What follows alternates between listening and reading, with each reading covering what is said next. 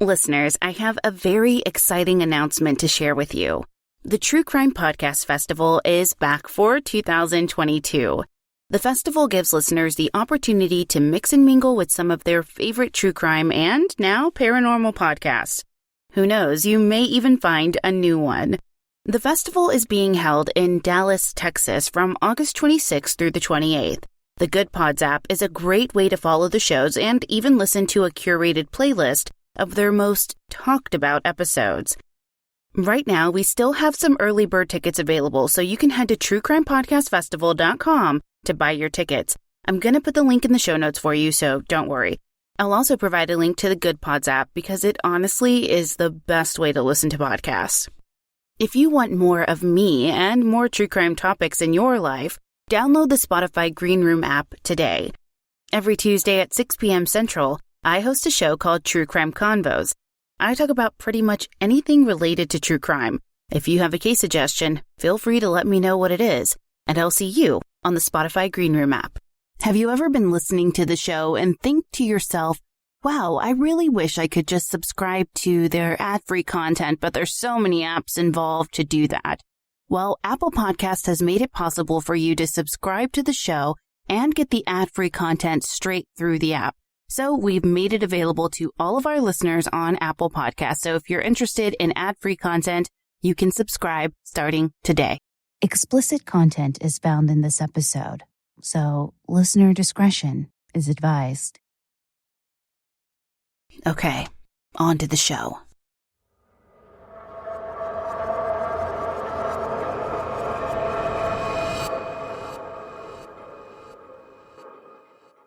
Here we are. All right, everyone. So welcome back to True Crime Convos. I am your host, Lainey. I'm the host of the True Crime Fan Club podcast, the host of the It's Haunted What Now podcast, and the Spotify original from Parcast called Crimes of Passion, and also your host here on True Crime Convos on Spotify Live.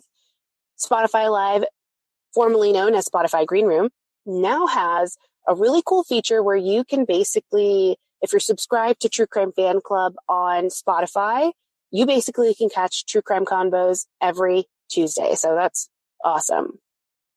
We're allowing people to get into the rooms, letting the notifications go out on Facebook that we are live here too.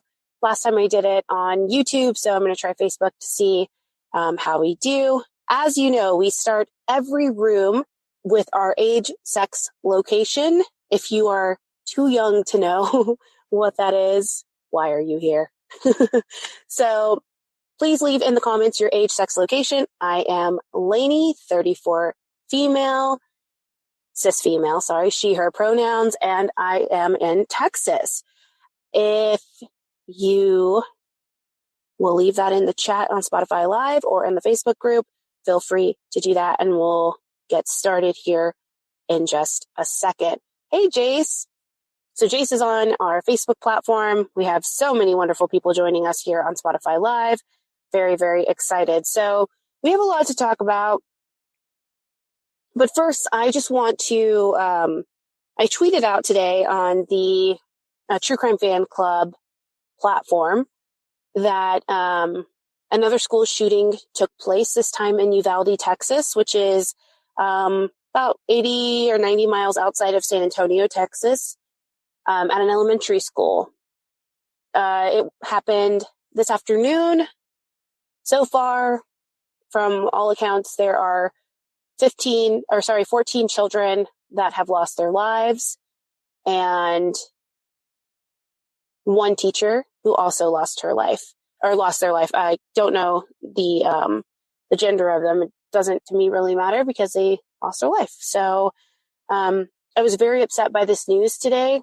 I'm a new mom, so thinking about my daughter going to school one day and, being at the mercy of somebody who just walks in.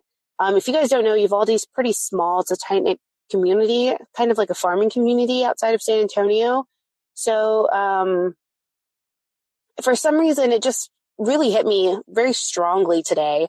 And it was really upsetting. I mean, I cried a lot and I just got scared, I guess. I think that's probably why I don't cover mass shootings or anything like that on my podcast in particular, because I just get really overwhelmed with the idea of that. So, I think it's just a travesty. It literally breaks my heart. And unfortunately, I don't think a lot's going to be done unless people show up to, the ballot and make their voices heard that, gun rights don't necessarily mean that our kids have to die. So I'm thinking about those families today, and I hate it. I hate that they're even having to deal with something like that today. So, I just wanted to take some time to talk about that and let you know too that, like, if you are in education or have somebody who is, I can't, imagine how you're feeling either. So hopefully you reach out to somebody if you're concerned. And, I don't know what else we can do other than just showing up at the elections and making our voices heard that, our kids dying is not worth money. But that's just me. So let's talk about something even more depressing today. We're going to be discussing the Oklahoma, as they're known, the Oklahoma Girl Scout murders.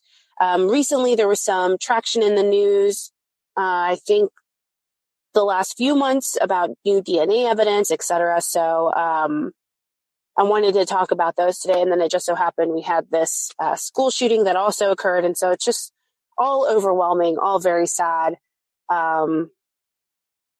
news. So I get it. It's kind of what we're here to do when we talk about true crime. It's never a fun, thing to do. So thanks everyone for joining on Spotify Live and on the Facebook group. I'm going to be going back and forth, so I may not see your comments and everything. So feel free to jump in, send a speaker request if you are on Spotify Live, or hop in the chat on Facebook. So we're going to talk about the Oklahoma Girl Scout murders that happened on June 13th, 1977. There were 3 young girls who were murdered at the Camp Scott Girl Scout camp that's located near Locust Grove, Oklahoma. It's close-ish to Tulsa. Now, let me just preface this by saying this is not going to be an in-depth into the case. There's a lot of information out there, a lot of people who have dedicated, podcasts to this crime. This is a very high-level overview. So please don't think that this is a deep dive by any means. As you guys know, we only have an hour, and then we fill that with conversation, etc. when we're on Spotify Live. Now, the 3 young girls who were murdered in that early morning hours, about 2 to 4 a.m., were Michelle Goose, who was 9, Doris Milner, 10, and Lori Farmer. Now, I say 2 to 4 a.m. because that's when police believed, or law enforcement believes, that the crimes actually occurred between the 2 and 4 a.m. time frame.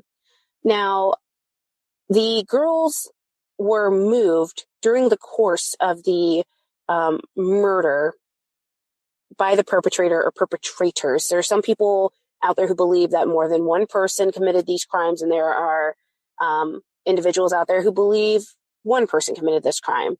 Now, the girls were taken out of the tent. Now, when I say the tent, it wasn't like a camping tent as you would know it today. They're these really large square wooden platforms with like a tent over it. So there's really no security, if you will. Like, it's a tent flap. You walk in, you walk out. That's really all it was. They had their sleeping bags and their I liken them to what we have now for kids, like in daycare, where they have these really long sleeping bags or pillow bags, if you will. That's kind of what they had at the time. So the girls were taken out of the tent after they were murdered and put about 150 yards away from the tent on this trail that's leading out to the showers. They were kind of on this U-shaped way. They were the furthest away from the camp counselor tent. Now, the bodies are discovered at 6 a.m. by camp counselor Carla Wilhite. She was actually on her way to the showers because she wanted to, get there before the kids woke up and take care of business. And she noticed when she was walking down this trail, she saw sleeping bags on the trail. And so she was like, okay, what's going on? Because the night before, the girls had been rowdy, right? You expect that from little girls when they go camping or who are away from home at sleepaway camp. They're just like so excited to be out there. Well, some of them, I hope, if you're in the Girl Scouts, I have a feeling you like adventure like this. I was not a Girl Scout, so I have no idea. Camping is not my idea of fun unless I'm in an RV or an actual like cabin of sorts. So, the night was a little bit rowdy because the girls were excited. They were noisy. And of course, when lights went out or whenever lights out was called, they were just, excited. They didn't want to go to sleep. So they did what campers do. They hide under their covers, turn on their flashlights or start giggling. And of course, those giggles get out of control and the camp counselors ended up getting out of their tents and walking around and telling them to be quiet. And when they did this, I think it was actually Carla Wilhite who had walked around telling the campers to, be quiet. They need to go to sleep. She started hearing like this guttural sound coming from the woods. And I don't know if any of you guys have ever been to Oklahoma or if you've been camping in kind of a wildernessy area where it's like pitch black outside. So you literally can just see your hand. And then if you turn off your flashlights or any of the lighting around you, it's just like, that's all you see. So when she was walking around telling the campers to be quiet or quiet down, turn off their lights, go to sleep, she started hearing this kind of like growly, guttural noise coming from the woods, if you will. So she does what any normal person would do. And you shine your light over there to be like, what the heck is over there? And then the sound stops. So she was just like, oh, it's probably an animal. I mean, it's not an unfair assumption to make. You wouldn't think, oh, there's probably a killer out in the woods. I would probably think that because it literally terrifies me. The scariest thing to me, let me just diverge for a second. The scariest thing to me when I'm living in a home is opening my curtains and having just pitch black out there. I could never live in the country or any remote area because I would cry. Literally, I would just cry all the time. If I woke up there's no way I couldn't do it. I don't know if anybody else feels the same. Feel free to chime in the chat if you do. But yeah, that is not my idea of like, oh, great, I have all this privacy. I just think of like, nobody's going to find me if somebody decides to randomly come and murder me. So she chalks it up to an animal, which is a safe assumption to make. She would still periodically hear these sounds being made through the night. And she didn't really have any, much concern of it because she was just like, it's just what you expect to hear when you're out there. The girls were in tent 8. So like I said earlier, they were the furthest from the counselor's tent. Now, the tent 7 girls reported that a light had begun to approach their tent. So they started seeing like this kind of beam coming towards them.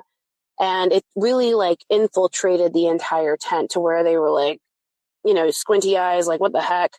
What's going on? And then when they were finally able to kind of make out who was standing in the like entryway of their tent, they said that it looked like a man or a figure of a man standing in the doorway, but he ended up opening the flap, kind of looking in and then leaving. And they didn't think anything of it. I mean, these are girls who are 10 years old or younger, so I don't know that they had the capacity to really think like, we should probably yell that somebody's like, a guy when this is, I don't know that they had any male counselors at the Girl Scout camp. My inkling would be no, but again, it's not something that they necessarily knew would be something that they needed to alert someone about. So they kind of just were like, okay, see you later. Now, let me see. And this isn't a little bit important. So tent 7, most of the tents had 4 girls in them. Tent 8 was the only one that had 3 girls. And this will make sense when we get down to the aftermath of what's happening. So once Carla finds the girl's body, she rushes back to alert the camp directors about what she's found, what happened, and then the authorities are called, of course. So police begin to arrive on the scene and start their investigation. And because of the serious nature of what's just happened, the camp is completely evacuated. The girls have no clue why, but they're woken up. They're bussed out on charter buses back to Tulsa, and they just have no clue, right? They just are like groggy, like, okay, getting on a bus, camp's over. And there's no news release to them, which makes sense, that, hey, you're going back home to your family. Now, this is a literal nightmare for me to consider because it's just an absolute like gut punch as a parent when you get this phone call. And this was 1977. So we have no cell phones. There's no text messaging, no emails where they're like, hey, by the way, like how we have active shooter notifications that happen on Twitter or through text messages that are blasted. We don't have that, or we didn't have that in 1977. I wasn't even born in 1977, you guys. Let that sink in for a second. So when I say no cell phones, it's just like, not in the way that we use them today. I'm sure they had the giant block of phones. I have no idea when the actual cell phone came out. But yeah, I would just think like as a parent, you're probably like, your landline's ringing and you're expecting like, oh, okay, great. Sorry, what? You're bringing my kid home? What happened? And then, they have to kind of slowly start releasing information to the adults about what happened. And the camp was officially closed down after that day. And it had been in operation for about 50 years before the murders even took place. So it didn't close with the intention that we're never going to open our doors again. It was just kind of like, well, you don't want to return to a scene like that. And you, as a parent, I don't think you would feel safe sending your kid back there, even if they say like, oh, this is a one-off. This is, not something that the public needs to be concerned about. This was a isolated event, etc. I don't take comfort in things like that. I don't know if anybody else is the same way, but those really don't make a difference to me. So there were some reports that started to filter out as, the investigation's going on, and they're getting statements from the people at the camp, like the camp counselors, etc. And Carla, or another camp counselor, says that there was a letter received during a training session that was held at Camp Scott, because during that weekend, or during that week that the training was happening, a camp counselor's cabin had been ransacked, and then there was this really disturbing note left that was in like a box of donuts. And the note said, it said, we are on a mission to kill 3 girls in tent 1. And then someone had made like a little figure of a man, and they hung it to a tree. So those were strange and upsetting things that happened, but it also had mentioned something about like Martians and stuff. So they thought like, okay, somebody's trying to clearly play a joke that's not funny, and we need to just kind of move on from this. So the training ended early, and they kind of just chalked it up to a prank. They were like, okay, it's not a very funny prank, but a prank nonetheless. Well, I mentioned earlier that the 3 girls being in tent 8 was significant because of this note. Again, the note says that it wants to target 3 girls, or wants to kill 3 girls, and tent 8 is the only tent that had 3 girls. in it that night. So the day after the investigation begins, they actually airlift the wooden platform to a crime lab. And there are reports published in the media because, of course, with any type of criminal investigation that's taking place, there are going to be leaks to the media through confidential sources, etc. So there's a report that's leaked that a bloody shoe print or an impression of a shoe print is found in the blood that's on the platform. Now, the scene itself is described as incredibly bloody, so much so that the perpetrators or perp, had attempted to clean up as much of the blood as possible, either by using towels and the camping mattress that was in the camp or on the platform. So that just kind of gives you an indication of, I really don't understand from the perspective of the killer why you would bother, because, I mean, you don't really have a lot of time. But again, these are kind of done in frenzy. So I wouldn't necessarily think they're thinking with the coolest of heads. So back to the comment I made about being solo dolo in the woods is not my thing. Donnie said he lived in the country most of his life, and then when he was living there, it never really crossed his mind. Now that he lives in a decent-sized village, he always wonders how he ever lived in the country without fearing for your life every night. That's what I'm here to do, people. Create fear out of things you didn't think of.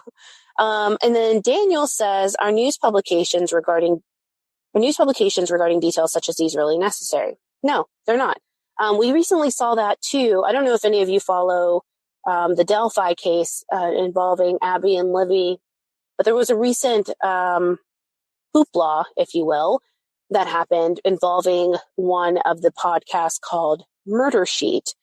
And I don't really know a ton of it, so I'm not going to say too much about them. I also don't want to give too much attention to it because it's really distasteful, etc. But essentially, Murder Sheet had leaked details about how the girls were found, how their bodies were posed, or, details that were not significant in the investigation of possibly finding the person who took the lives of these two young girls. It was more so seen from the podcasting community as a whole that the Murder Sheet podcast had taken liberties to release this information to kind of get views, if you will, or listens. I'm not really sure what basically the intention behind the releasing of that information was not done with the interest of the victims in mind. So yeah, that's something, they are getting a lot of shit for right now, which deservedly so, I would say. When you do something like that and it's on the basis of what it seems like you're trying to profit off of these crimes, it's not a great look. And I think that they've talked to Liberty's sister, Kelsey, about the leak of information. And I think that they are having active discussions about, the things that have happened and the things that were released, and really hoping that ultimately Kelsey, is happy with that discussion at the end of the day. But yeah, so I do not recommend acting in that manner in the future. But yes, so I would say that the news publications typically, especially think about the time frame, we're in the 70s, right? So we're on the cusp of this big kind of serial killer boom, right? And the person to break the story kind of gets to make a name for themselves. So they're sharing information because this murder is so out of the norm of what you would expect in your daily life. So yeah, not necessary whatsoever to the investigation, and helping the investigation, if you will. I think it was more so just done to release the information to the public. But yeah, I don't know that it actually helps. And everybody feel free to chime in on that if you'd like to. So, the DA at the time, and you'll find that with this case, it's very interesting, the inner dynamics of law enforcement during this time. So the DA at the time was a man named Sid Wise, and he's pissed as all get out that the reports are starting to come out and that there's leaks about the shoe prints being found. And really, with this, when this type of stuff happens, I mean, PD can either confirm or deny or refuse to acknowledge it. And he's just really pissed about it. He's just like, I don't know, he basically like slams the media for releasing this information. But again, I would look more so inside and be like, who the hell leaked it? That's who I'd be pissed at. So during the course of the investigation, PD learns that a nearby ranch that's a few miles west of the camp had been burglarized, and that it's possible some of the items that were stolen were used in the commission of the murder, specifically a crowbar, flashlight, things like that. Now, there is a guy that I don't even feel like naming him because he really was just kind of like a fish catched and released. Now, a man is arrested pretty close to the investigation kind of ramping up. And the reason he's arrested is because he's living in his car near the camp. But he ends up being kind of ruled out as a suspect and released with no further follow-up.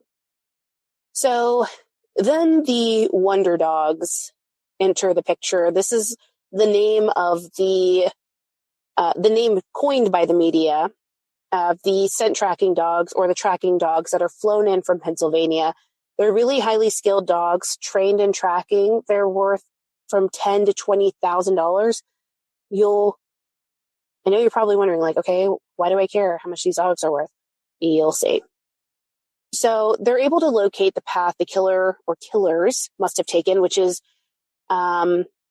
what they consider that they likely passed by one of the camp counselors' tents, and they find a pair of eyeglasses in a case, which are found to belong to a counselor and a camper. Remember this, okay? Remember the eyeglasses, because this will come into play in the future as we drill down to a potential suspect. Now, the medical examiner determines that the girls were not raped, but there is evidence of fingerprints being found on their bodies and that they had been sexually molested. I don't really need to go into detail about what that means, but yes, there was initial reports. They believe that the girls had been sexually assaulted and raped. And so when the medical examiner had finished his autopsy, he was able to confirm the details surrounding that and was able to kind of dispel the rumors that were going on in the media. Because again, the media can be salacious even when it comes to the death of children. And we're reporting some pretty salacious things that had happened to the girls. So the medical examiner was essentially able to kind of put that out of focus. So we start to see this break in communication happening between the sheriff's office and the DA and the Oklahoma State Bureau of Investigations, or the OSBI. Because the sheriff is this guy who's like, hey, we found the murder weapon. It's a crowbar. And Sid Weaver, the DA, is like, guy, what are you talking about? No, you didn't. And then, they're just going back and forth. So then around June 16th, or the 18th, they have this rumor flying around as the dogs are, kind of making their way and finding more evidence and tracking more scents, that there's this medicine man from the Cherokee Nation who placed a curse on the tracking dogs. Now, coincidentally, a tracking dog does die from heat exhaustion or exposure, and then another one just randomly decides to run into oncoming traffic and is killed by a car.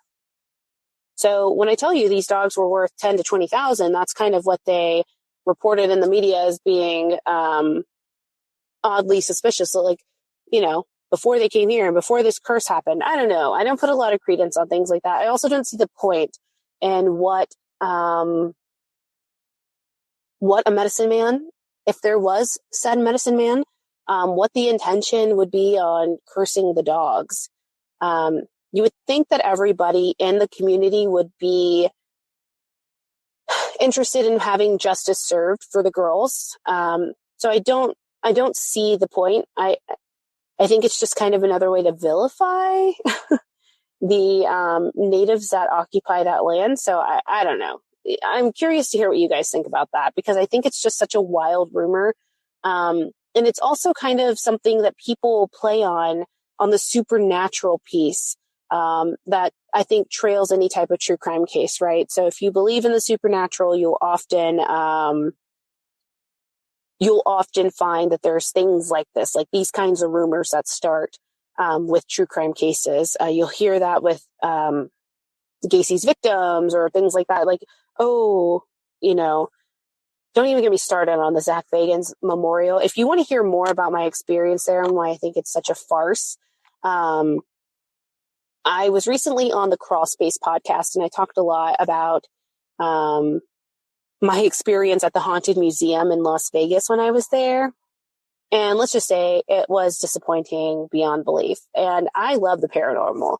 So if I walked in a true believer of the paranormal, I walked out a skeptic, specifically on Zach Bagel Bites and his credibility, for sure. He'll probably see me watch. I'm going to get a cease and desist. So going back to that, so I really don't understand the point of that. I think it's just kind of a nasty rumor that people started to kind of explain natural things that happened. I mean, you don't really know why these things happen. And ultimately, like heat exhaustion, that's up to the trainer or the handler of the dog to manage, not necessarily something that a medicine man, if you will, would have cursed them on. So anyways, back to the discourse that's happening interdepartmentally between these, law enforcement agencies. Now, discredit central is what I call it, starts to occur between June 20th when the DA comes back. This is DA Wise. He comes back and says, guys, just kidding. We actually have several suspects, and there's a mountain of evidence in this case, which is a huge reversal from his previous statements, because he had previously announced, we actually don't have any suspects in this case. The OSBI is like, actually, we have 3. And Sheriff Weaver is like, no, we just have 1 guy in mind for this. So then he comes back, like DA Wise just like completely flips the script and is like, yep, we actually have a lot of suspects and we have a ton of evidence. And so the governor of Oklahoma is keeping an eye on this investigation. Obviously, think of the the nature of the crime, etc. And so he's like, yeah, I think it's time to call in the National Guards because it's becoming a shit show. Ultimately, it's to help move the investigation forward so that they have more boots on the ground, if you will. But I see it more as okay, somebody's got to get these guys in line. We need help here, just to get things going. So June 22nd, 1977, again, this is happening rather quickly in terms of the investigation. The crime happened June 13th. We're now to June 22nd. And they have more boots on the ground, so they're able to kind of canvass a larger area. And there are 2 photographs that are found with 3 women pictured in them. And there are different accounts of where these photographs were found. Some say that they were put near the bodies. I don't necessarily believe that that's true because they conducted their investigation pretty quickly. They started a search of the area pretty quickly. And I don't think that they would miss this for 5, plus days if they were posed right next to the body. So I'm more so keen to believe that they were actually found in the cave. And in this cave, there was also some type of writing that was like, the killer was here, bye-bye losers or bye-bye suckers or something like that. Something that taunted them. So it made them believe that the killer was likely still in the area. And, that's why they continued to have the scent dogs doing what they were doing. So after they find the photos, Sid Wise is like, okay, time to stop talking about the media because they're making us out to be silly little idiots who are just fighting amongst ourselves instead of actually finding justice for these girls. And so he basically says, okay, media blackout. We're no longer talking to the media. I don't want to hear about any leaks, etc. And that kind of works. As you know, those aren't media blackouts, gag orders. I mean, there's a way for information to be leaked. So if it's going to be leaked, it will be leaked. There's no stopping it. And that's pretty similar to what happened in this case. Now, forensic experts are coming back after fully evaluating the evidence that they have thus far and are saying, listen, we only have one picture perfect fingerprint, not 3 like we initially thought. The rest are smudged and we can't lift them. So that's kind of disappointing to hear. I'm sure from the family's perspective, this is also just really frustrating because there isn't a ton of information being relayed to the family. This is really something, I don't know how to describe this. Sorry, I have to adjust. I don't know how to describe this. When this crime has happened to your family and you're kind of on the periphery of everything and you just kind of want answers, you kind of want to know what's going on. From my understanding, there wasn't a ton of information going back to the families about what was happening or what they found. And I get that because in some ways I get that because you don't want to compromise the investigation by releasing too much information, because on the off chance that one of the killers could have been related to the victim, you don't want to give them information that they wouldn't otherwise have and compromise, any evidence, etc. So it makes sense, that forensic investigators are really combing through the information and combing through the evidence that they're able to attain and, clarifying their remarks. Now, water break.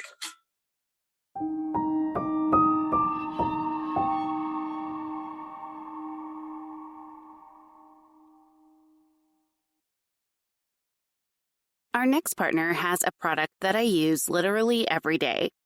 I started taking Athletic Greens AG1 because I wanted to improve my gut health and also increase my energy. Now, I absolutely love it because I hate taking a dozen pills and vitamins and supplements. So now I've been on AG1 for about a month and a half now, and I love it, honestly. It doesn't taste like anything super healthy. It feels like I'm drinking a vanilla shake every morning, which is really great. So you're probably wondering, okay, what is this stuff? Now, with one delicious scoop of AG1, you're absorbing 75 high-quality vitamins, minerals, whole food source superfoods, probiotics, and adaptogens.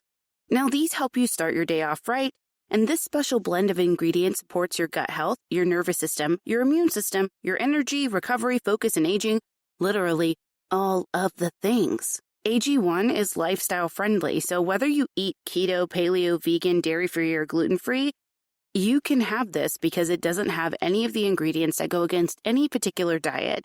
And here's the thing, tons of people take some kind of multivitamin, and it's important to choose one with high-quality ingredients that your body will actually absorb.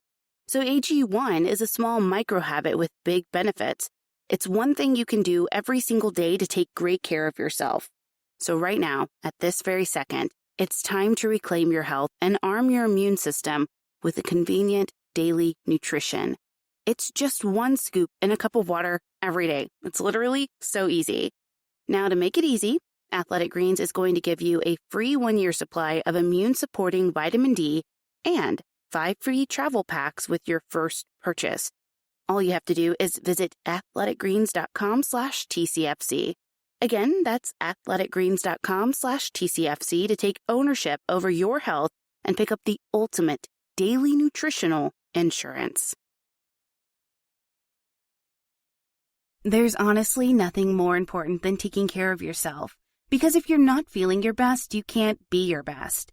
Sambucol helps you feel your best with powerful immune support, powered by nature's superfruit, black elderberry. Now listen, I'm a new mom, so I don't have time to feel down and out, so I make sure to incorporate my Sambucol in my everyday life. It has been something really, really important to start off my day. I feel like I'm taking control with Sambucol because it helps support my immune system, and I feel like I'm doing my body good by taking Sambucol every day. It has a great taste. I honestly love the gummies the best, so sometimes I feel like starting off my day with a nice warm cup of water, and I'll actually use the Sambucol drink powder in there, and it tastes so good. It's really, really refreshing and makes me feel like it's an easy thing to incorporate into my wellness routine.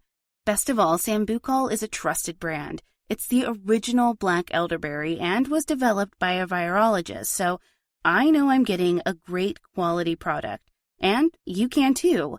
Get 15% off your next order of $9.99 or more at sambucalusa.com. Use FAN15 for 15% off. That's sambucalusa.com. Use FAN15 for 15% off. SAMBUCOLUSA.com. Use FAN15 for 15% off.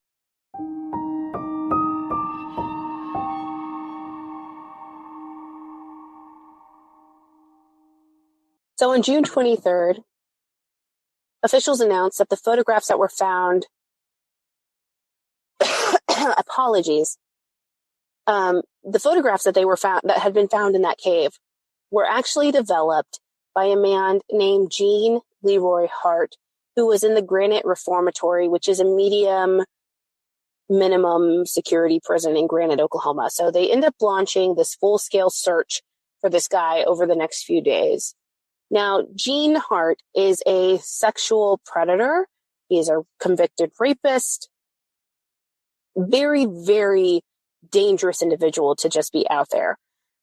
He had actually escaped several times while he was in custody. So they launched this full-scale search for him because he's actually on the lam when they realized, like, he's the one who published these photos, or he's the one who developed the photos, etc. Now, some of the volunteers that are out there start coming, and it's Oklahoma. Sorry, yawn. It's Oklahoma.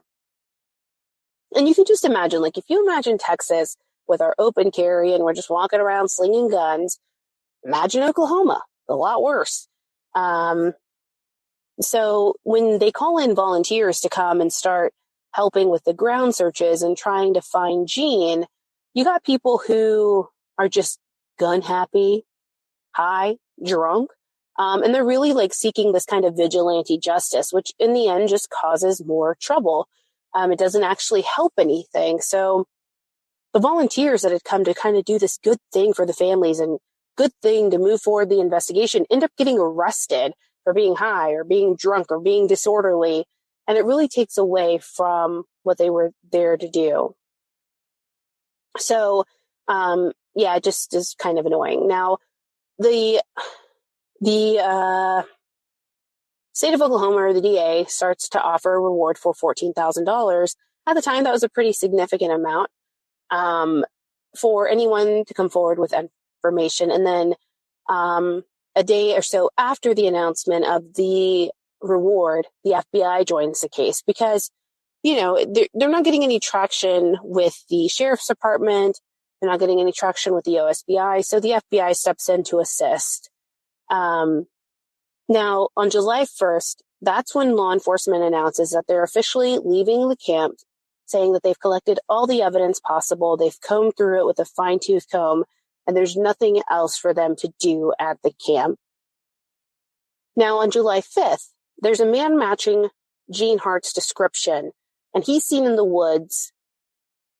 And so when that report is released, the tracking dogs try and go and find him, but they quickly lose whatever scent they were initially able to pick up. So if this man who was seen in the woods was Gene, he was able to get away. Now, relatively nothing noticeable is going on in the case until July 29th. There's a man who is again spotted in the woods, but when they go to look for him, he somehow just like slips out of their fingers and they can't find him.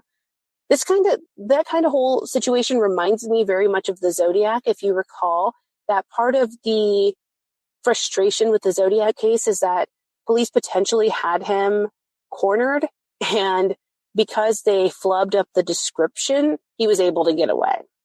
So he'd almost been caught, but was able to get away. And this is kind of the same thing that happened. So when they go to look for him, they don't find anything. But when they come back to their post, right, they're just kind of taking turns at this post. When they come back, they see that Denise's wet shoes and socks were left in a bag on the camp director's doorstep, if you will.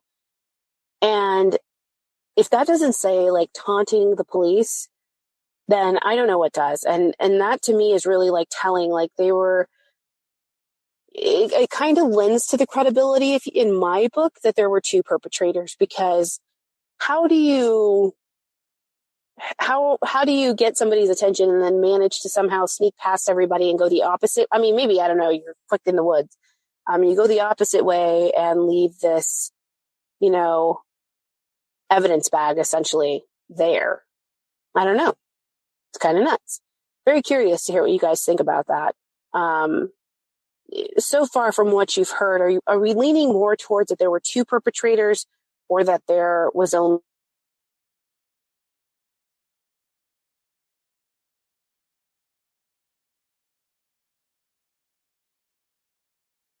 Here we go.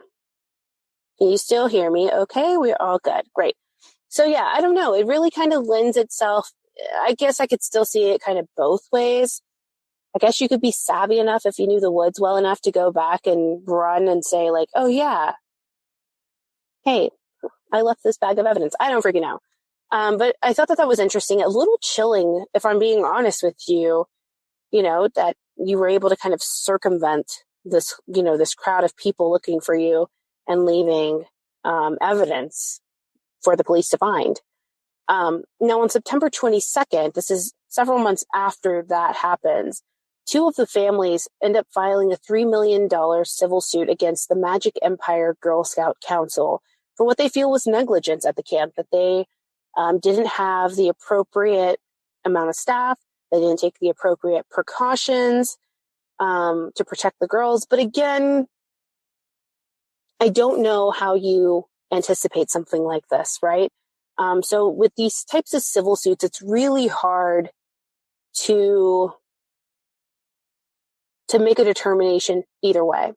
Now, on October 1st, there's a $5,000 reward offered for information on locating Gene Hart, and then a composite sketch is also released with it. And so the sheriff is confident that Hart is still in the area and that he'll be found and arrested very soon. Now, the reason he's confident about this is because Hart is a native to the area. He has supporters. Despite being a very violent sexual predator, his sentence for the crimes that he was convicted for, which included rape, he was sentenced to 300 years in prison. So it baffles my brain, truly it baffles my brain, that somebody like that has supporters in their corner who are like, yep, nope, we don't want him found. And he had the support of some people in the community, not to say the whole community, obviously, but some people in the community did not want him to be found. But his luck ran out on April 6, 1978, because the OSBI ends up getting a tip that he is being hidden in a house near Bunch, Oklahoma. Now, the house belonged to a man named Sam Pigeon, and it was about 45 miles away from Camp Scott. He's found hiding there, and he's taken into custody without issue. And he's immediately sent to a higher security prison, obviously. He's sent to the Oklahoma State Penitentiary because there's not a need to, take him to the police station and hold him there in jail. He's actually a convicted felon who is actually sentenced for his initial crime, so he needs to go back to prison, which is what they did. Some people sometimes get confused about that because they're like with this Casey White guy who escaped with the prison guard. He's obviously not going to be remanded to state jail.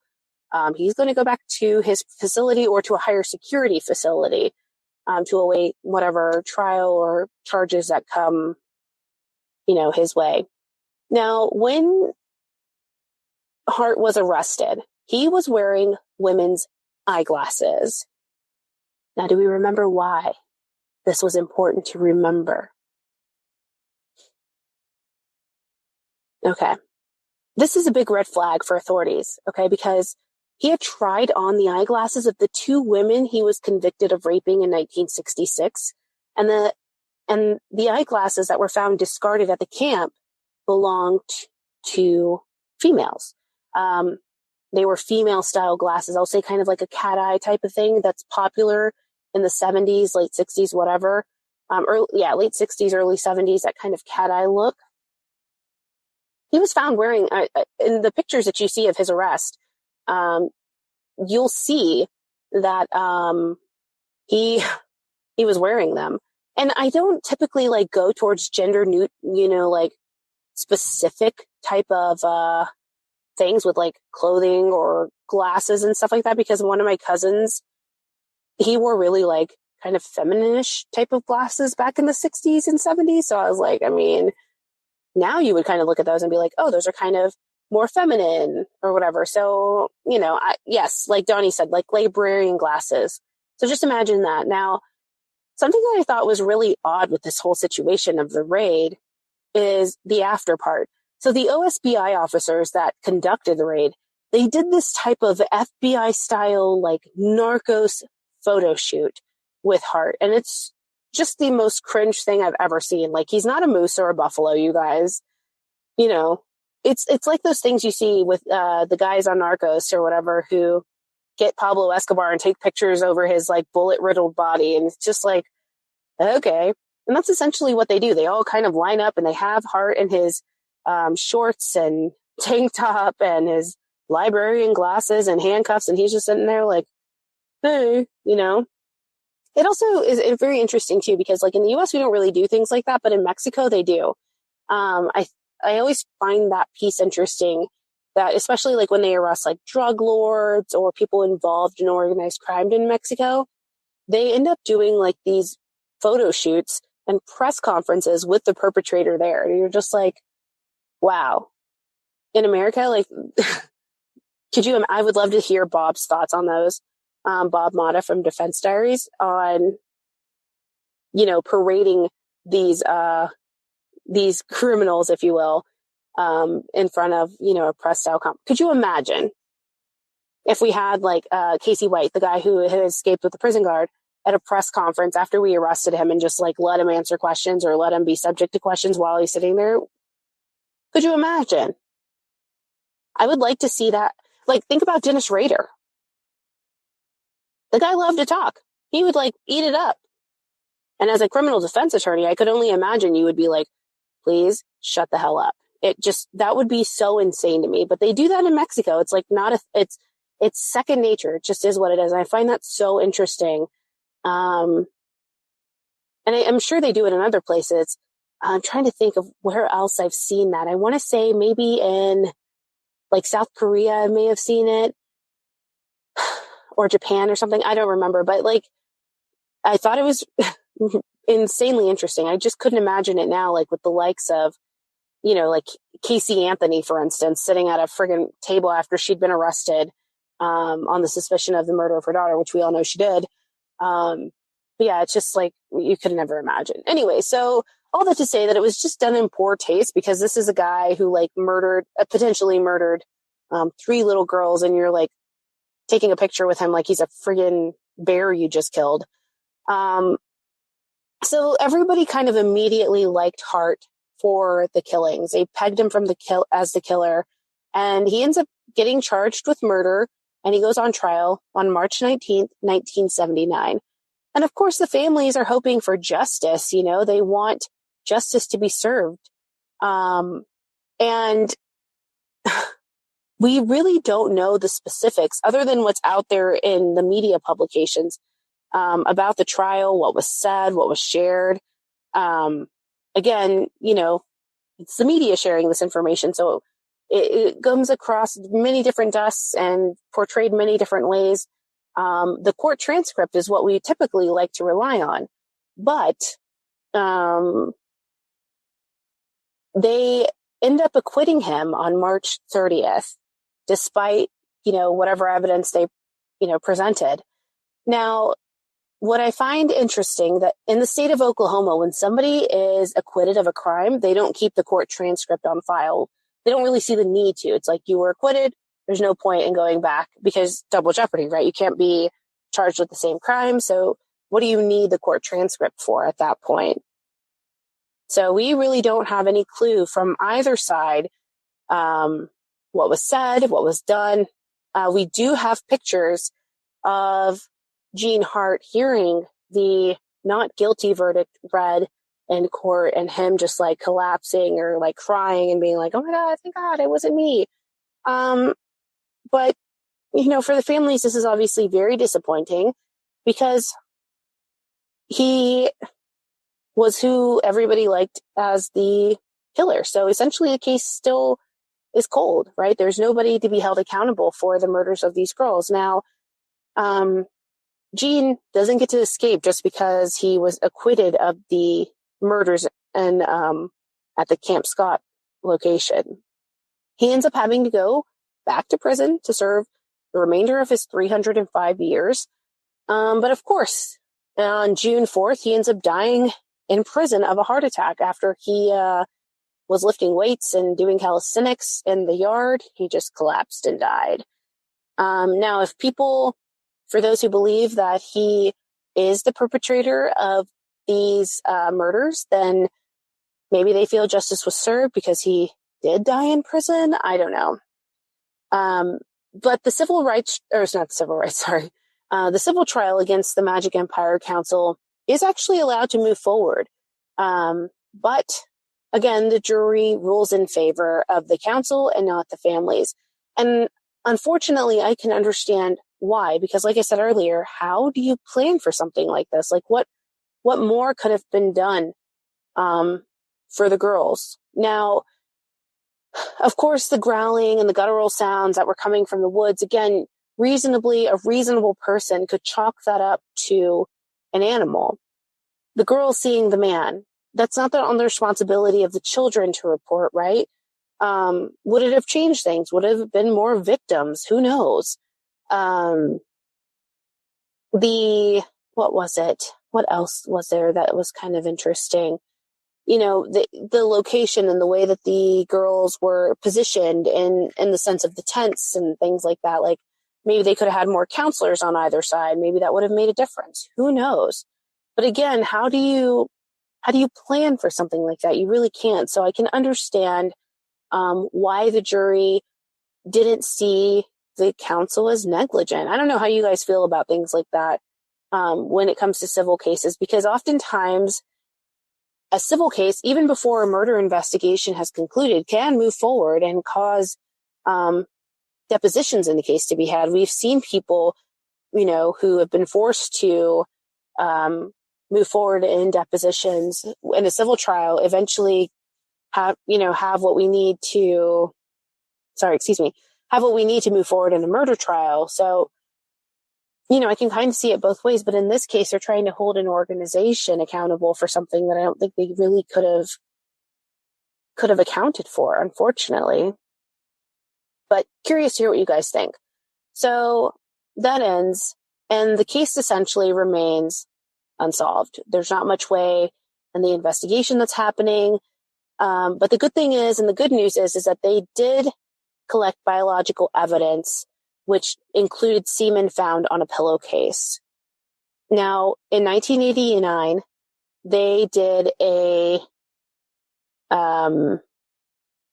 some type of like DNA testing. And obviously, again, it's 1989, so it wasn't as sophisticated as it is now.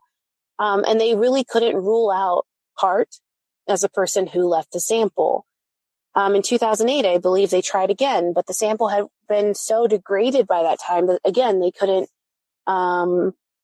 really confirm or deny or rule him out as the murderer in this case.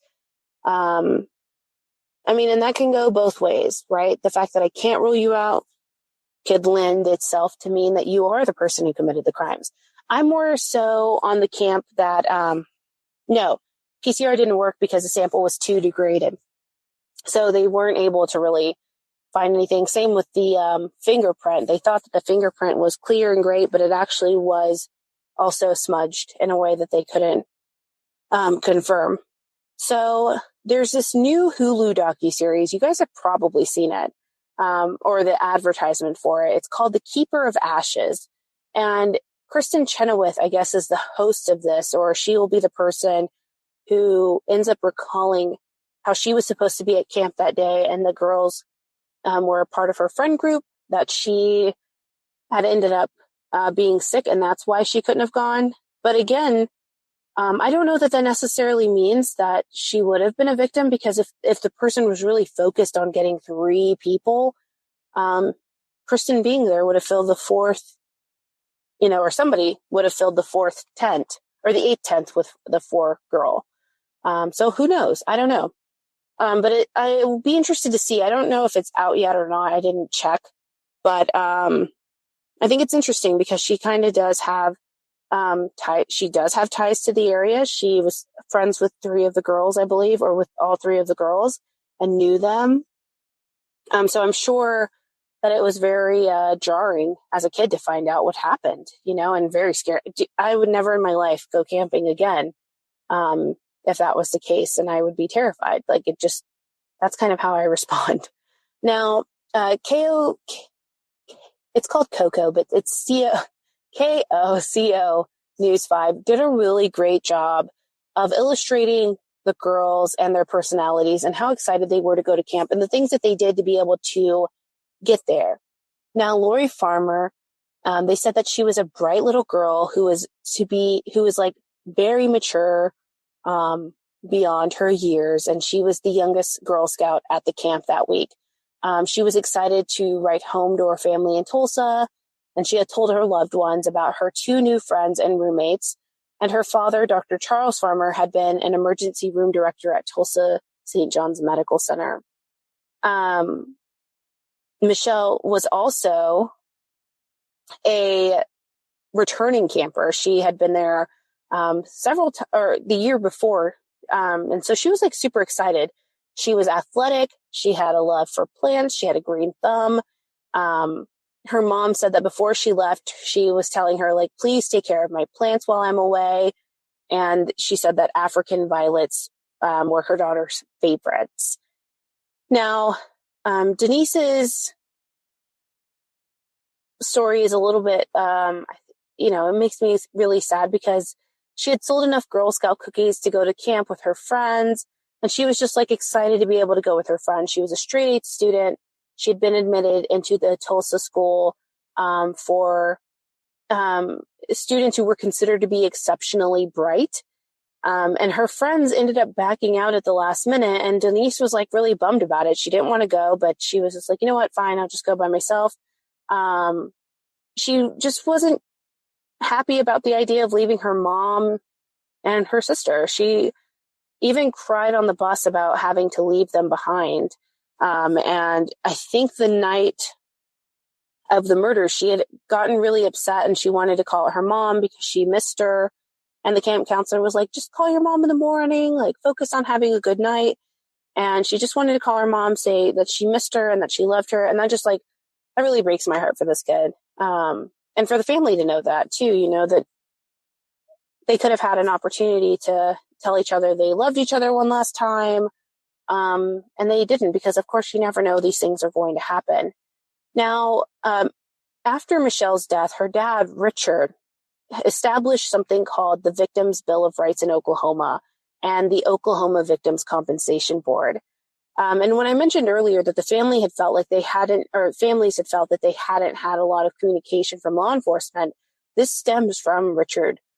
He felt that his family was ignored by law enforcement and the prosecutor. So he really developed this bill to make sure that families and victims were involved in every step of the legal process, and that the compensation board was there to help provide victims and their family members with money to assist with expenses like medical bills.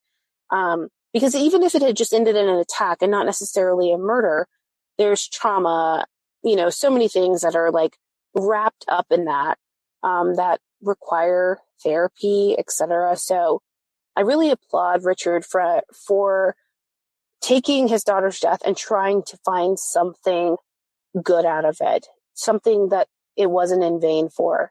And I hope that if I ever have to, I hope to God I never have to, but if I do, I hope to have that type of enthusiasm and that kind of awareness that, I need to do something more to help protect others. Kind of like Mark Klass did with Polly's death, establishing the Klass Kids Foundation, things like that. Now, Lori Farmer's mom, Sherry Farmer, she ended up being a founder of the Oklahoma chapter of Parents of Murdered Children, which is an organization that's dedicated to providing assistance and support to families of homicide victims.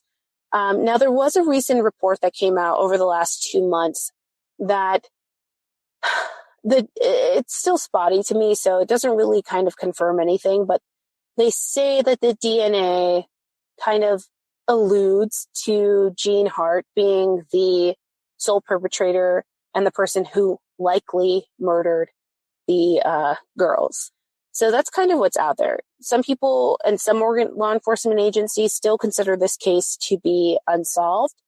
And there are other agencies that, because of this announcement about the DNA evidence that, or the retesting of the evidence that likely leads to Hart being the person who did this, consider the case to be closed. But, it's kind of still up in the air for me. I don't know one way or the other. So I'm very curious to hear what you guys think about that.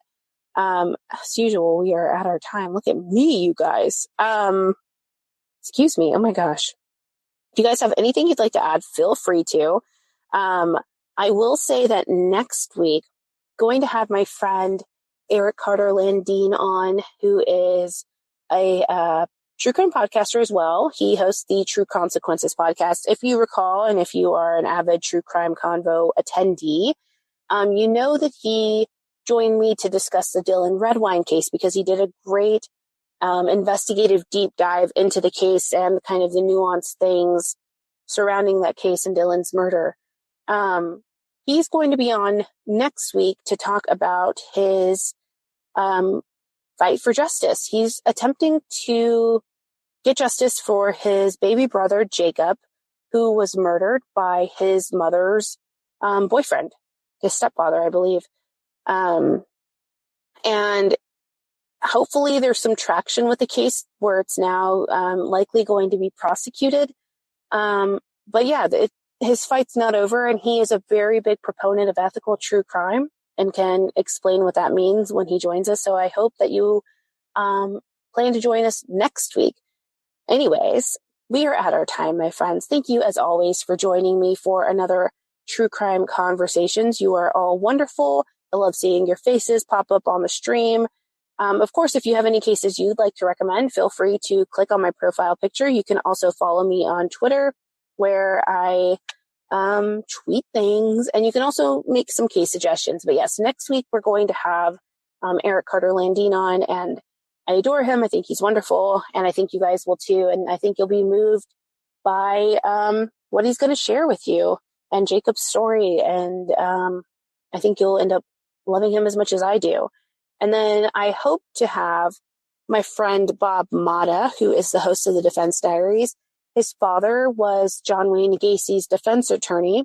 And we have a kind of conversation going on right now where we're discussing the importance of, do we care if John Wayne Gacy's rights were violated with planted evidence, if the end result was that he ultimately was convicted and found to be a serial killer? So I think it's a great conversation to have. Bob is a proponent of the Constitution, so he definitely cares. But I think it's kind of an interesting and more nuanced conversation to have. And I think it would be great to have here on Spotify Live.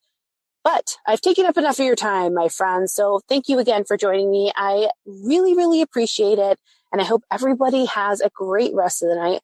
I will talk to you next week. Remember, we have the Memorial Day holiday. If you have to work, I am so sorry. But I will be thinking of you as I try to not get another illness from my child. Again, thank you guys for joining me. I hope that you guys have a great rest of the week, and I will talk to you next week. Bye, friends. Okay, fan club members, as I conclude this episode, my one question to you is, how will you sleep tonight? Thank you for listening. If you enjoyed this episode, please leave a positive review and rating on Apple Podcast or your podcast player of choice. It really does help. You can find us on most social media platforms: Twitter @TCFCPod, Facebook.com/TCFCPodcast, Instagram @TrueCrimeFanClubPod, and of course our website is TrueCrimeFanClub.com. If you have an episode request, send us an email, tcfcpod@gmail.com. This episode was researched and written by Suzy St. Content editing by Brittney Martinez. Produced by the best in the business, Neeks at We Talk of Dreams, who also has an amazing podcast out called Connections that I have the honor of voicing a role for. Check it out wherever you listen to podcasts, or follow him at We Talk of Dreams on Twitter, or go to his website, wetalkofdreams.com.